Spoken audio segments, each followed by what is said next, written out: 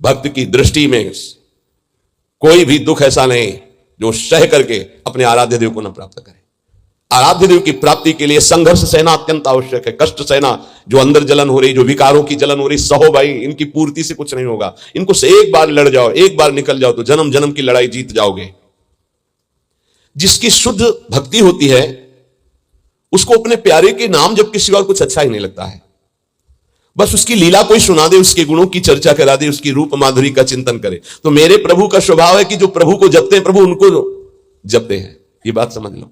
आप प्रभु की लीला कथा सुन रहे हैं, प्रभु आपकी को देखकर इस भाव से, जब हमारा हृदय पवित्र होता है तभी हम भगवान को भाव से बच पाते हैं। अभी भाव नहीं, अभी तो भाव की केवल बातें सुन सुना के बातें करते हैं, भाव नहीं जागृत हुआ।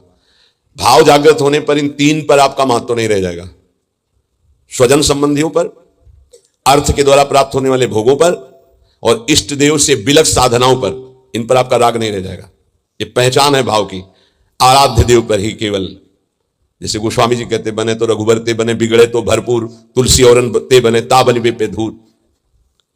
जब तक नाशवान पदार्थों में महत्व रहेगा, ये जो श्लोक है कि जिस प्रकार से भक्त मेरी शरण में आता है, मेरा भजन करता है, मैं वैसे ही उसका भजन करता हूं। नाशवान पदार्थों का महत्व देने से हमारा मन अपवित्र हो जाता है। नाशवान पदार्थों के भोगने से हमारी इंद्रियां और तन अपवित्र हो जाता है, हमारे कर्म अपवित्र हो जाते हैं। तो जन्म निश्चित हो गया अगला। और जब हम भगवान की शरण में आते हैं, भगवत नाम जप करते हैं, भगवत शरणागत होते हैं, भगवत भक्तों का संग करते हैं, तो सारी मलिनता नष्ट हो जाती है। तन की, मन की, स्वभाव की सब मलिनता नष्ट हो जाती है। इस बात को समझिए।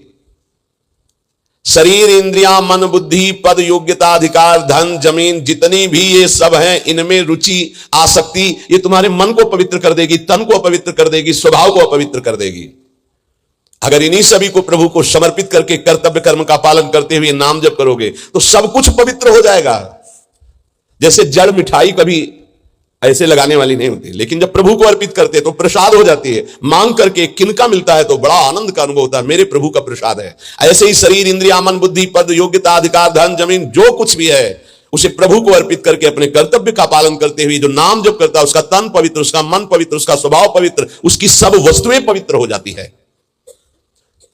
अब तो वैसी निष्ठा नहीं दिखाई दे रही है, होगी किसी के अंदर। पहले महापुरुषों में देखा, जैसे श्री चतुर्भुजदास जी महाराज जो सेवक जी के मित्र थे, अगर जिस गांव में गए वहां अगर वैष्णव नहीं है, कंठी तिलकधारी, तो उस गांव के कुएं का पानी भी नहीं पिएंगे, ऐसी निष्ठा रखते थे। यहां एक भी वैष्णव नगर में नहीं थे। नगर क्या है, ये भूतों का डेरा है। फिर जहां भगवान का भक्त नहीं, भगवान का भजन नहीं, नाम कीर्तन नहीं, उस नगर का पानी नहीं पीते थे। ये उनके चरित्र में आया है। बहुत पवित्रता का निर्वाह महापुरुष जन भजन के लिए करते थे। गले में कंठी नहीं, मस्तक पे तिलक नहीं, तो हाथ से पानी पीने की रुचि नहीं है। ऐसी निष्ठा, निष्ठा में ही तो सब। इसी निष्ठा का प्रभाव दैवी शक्ति को भी परास्त कर दिया। एक दिन एक नगर से निकल रहे थे तो देखा एक आदमी चिल्ला रहा था, रो रहा था, उसके हाथ पीछे बंधे हुए थे और बड़ा ढोल नगाड़ा बज रहा था, उसको घसीटते हुए ले जा रहे थे। चतुर्भुजदास जी मंडली के सहित मुरली मनोहर अपने ठाकुर को लेकर, मुरलीधर को, वो विचरण करते थे। तो उन्होंने लोगों से पूछा, ये आदमी इतना त्राहिमाम बोल रहा है, इसका कोई साथ क्यों नहीं दे रहा, इसको क्या? तो बोले ये देवी के बलि चढ़ाने के लिए ले जाएगा। देवी की बलि? कहां है मंदिर? गांव के बाहर है। वाह, पहले उसको रुकवा दिया। इतना भजन का तेज था, रुकवा दिया। दरवाजे पे गए और कहा कि तुम मां हो? कैसी मां हो जो तुम अपने बच्चों की हत्या करवाकर मुस्कुराना सीखती हो? तुम मां हो, इसका मतलब है तुम्हारे अंदर ममत्व नष्ट हो चुका है। चाहे कोई भी सृष्टि का जीव हो, वो तुम्हारा बेटा होता है। कुपुत्रो जायते क्वचित् कुमाता न भवति। ये कैसा न्याय आपका कि आपके सामने आपके बेटे को बंदी बनाकर बलि दिया जा रहा हो? आप प्रसन्न मुद्रा में हो। वहां के पुजारी ने कहा आप अंदर नहीं घुस सकते। बोले ये अंदर नहीं रह सकते। अब ठाकुर जी को साथ लेके तो देवी जी बाहर निकल आए। ठाकुर जी को सिंहासन पर विराजमान किया। उनके भागवतिक वैष्णव तेज भजन के प्रताप से लिखा हुआ है भक्तमाल जी में भी, जहां भी उनका चरित्र चतुर्भुजदास जी का, ऐसे हरिव्यास देवाचार्य जी। तो देवी जी ने कहा क्या आदेश है हमारे लिए? देवी जी ने कहा तो उनका, पहले यहां के राजा को बोलो कि आज के बाद अगर यहां बलि चढ़ी तो सर्वनाश तुम ही करोगी। बोलो जाके यही। राजा को जाकर के देवी जी ने भय दिखाया और कहा अगर आज के बाद किसी भी जीव की हमारे ऊपर बलि चढ़ाई गई तो अब हम वैष्णवी हो गई है। आज के बाद हाँ, अगर बलि चढ़ानी तो नारियल नींबू आदि। ये नहीं, जीवों की बलि नहीं। कंठी बांधी देवी जी के और श्री जी के चरणारविंद की आसक्ति का मंत्र दिया देवी जी को चतुर्भुजदास जी ने। ठाकुर मुरलीधर को वहां विराजमान करके नाम कीर्तन बंद करा दी प्रथा, मुक्त करवा दिया जो बलि के लिए लाए। नाम बल, भजन बल।